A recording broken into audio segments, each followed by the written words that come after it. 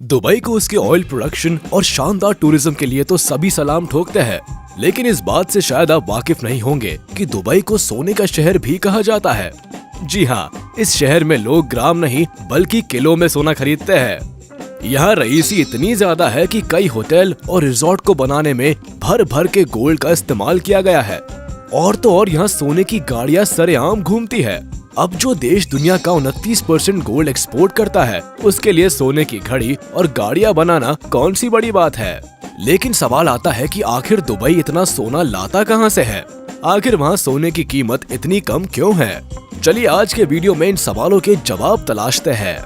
UAE के शहर Dubai की बात ही अलग है। बेस्ट इंफ्रास्ट्रक्चर, बेस्ट इकोनॉमी और ग्लोबल डेस्टिनेशन होने के साथ दुबई एक ऐसा शहर भी है जिसका गोल्ड से बड़ा गहरा नाता है। ये बात आपने कई बार सुनी होगी कि ऑयल प्रोड्यूसर होने के नाते दुबई करोड़ों में खेलता है। लेकिन इनकी इकोनॉमी को बहुत बड़ा प्रॉफिट गोल्ड एक्सपोर्ट से भी मिलता है।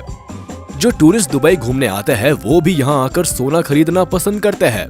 अब जाहिर सी बात है, जब सस्ते दामों में दुनिया को सोना खरीदने का मौका मिले तो कौन इस मौके को हाथ से जाने दे सकता है।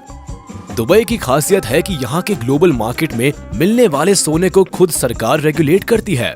मतलब साफ है कि यहाँ के बाजारों में उतरने वाले हर सोने पर गोल्ड प्योरिटी हॉलमार्क होता है।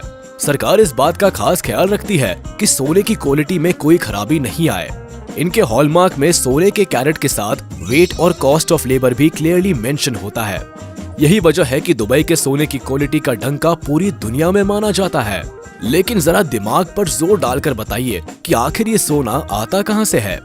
अगर आप सोच रहे हैं कि तेल की तरह यूएई के पास गोल्ड रिजर्व्स है, तो जरा इस बात पर फोकस कीजिए कि यूएई की जमीन पर रेगिस्तान की रेत पाई जाती है। वहां से सोना तो क्या सिल्वर भी नहीं मिलता। ऐसे में ये चालाक देश सहारा लेता है अफ्रीका के देशों का। आज यूएई भले ही गोल्ड हब है, लेकिन ये ज्यादा से ज्यादा गोल्ड अफ्रीका से स्मगल करता है। अफ्रीका के साथ साथ यूएई साउथ अमेरिका से भी रॉ गोल्ड स्मगल करता है। दरअसल सूडान, सेंट्रल और ईस्ट अफ्रीका जैसे देशों से तो यूएई ऑफिशियली गोल्ड एक्सपोर्ट करता है, लेकिन इसके अलावा कई देशों से ये भारी मात्रा में गोल्ड की तस्करी करता है। हैरानी की बात है कि अफ्रीका में सोने को निकालने के लिए माइनर्स का एक्सप्लॉयटेशन होता है। बच्चों से खदानों में काम कराया जाता है और ये सारा सोना गैर कानूनी तौर पर बिना रजिस्टर्ड हुए दुबई की झोली में गिर जाता है। खदानों से निकला हुआ लगभग 80% से ज्यादा सोना दुबई तक पहुंच जाता है। गोल्ड स्मगलिंग में आज ये देश इतना आगे पहुंच चुका है कि इनके बाजारों में उपलब्ध ज्वेलरी इलीगल एक्सपोर्टेड गोल्ड से बनती है। दरअसल इस देश के पास ऐसी एडवांस रिफाइनरी, वॉल्ट और गोल्ड मेकिंग फैसिलिटीज है कि ये रॉ गोल्ड को हाई क्वालिटी में तब्दील कर लेते हैं। अपने हाई स्किल वर्कर्स की बदौलत ही ये खराब क्वालिटी के गोल्ड को भी एक शानदार रूप दे देते हैं। साल 2017 में दुबई में सोने का व्यापार 12.2 मेट्रिक टन था। इससे ये पता चलता है कि लोग यहाँ से भर भर के सोने की खरीदारी करते हैं। अब इसकी सबसे बड़ी वजह सोने की कीमत है।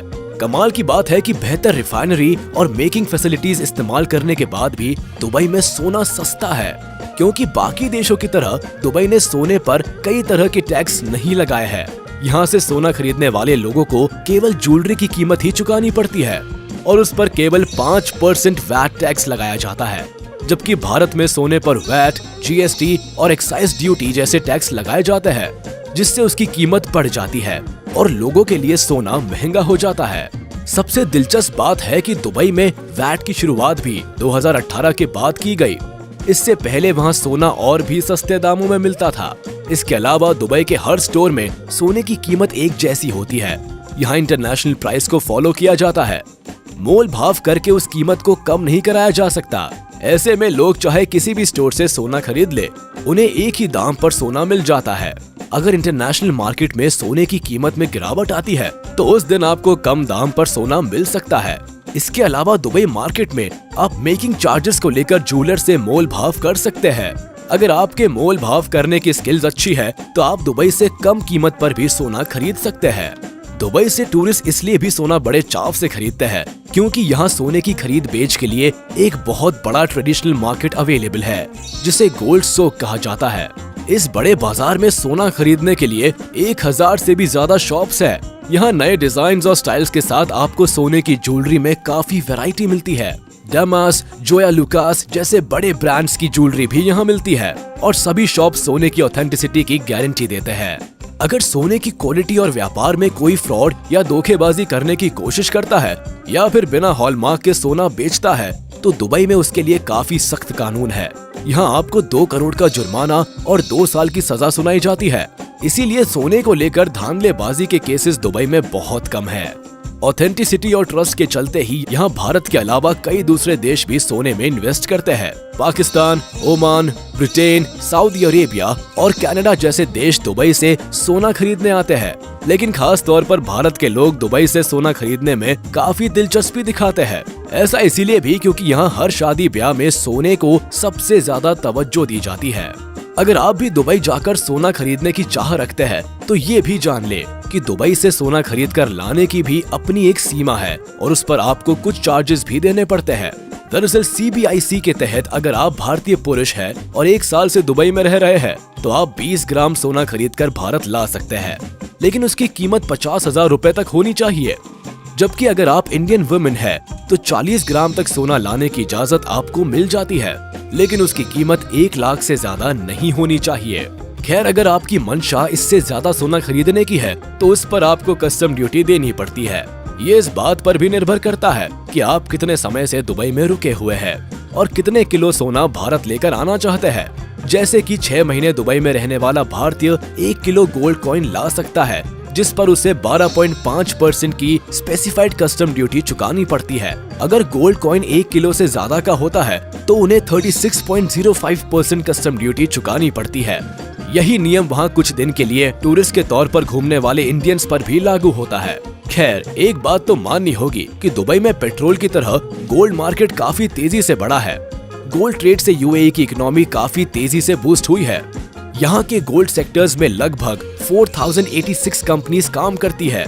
2021 में UAE के गोल्ड रिजर्व्स 54.85 टन थे। हालांकि ये 2020 में थोड़ा कम था, लेकिन ये अपने मार्केट और गोल्ड को काफी तेजी से बढ़ा रहे हैं। दोस्तों, आपका दुबई के गोल्ड मार्केट और बेतहाशा मुनाफे के बारे में क्या कहना है? हमें कमेंट सेक्शन में जरूर बताएं। आज के लिए बस इतना ही, फिर मिलेंगे एक नए टॉपिक के साथ। लेकिन जाने से पहले आप इस वीडियो को लाइक, कमेंट और शेयर करना ना भूलें। और अगर अभी तक आपने हमारे चैनल को सब्सक्राइब नहीं किया है तो जल्द कर ले, ताकि हमारी सारी वीडियोस आप तक सबसे पहले पहुंच सके।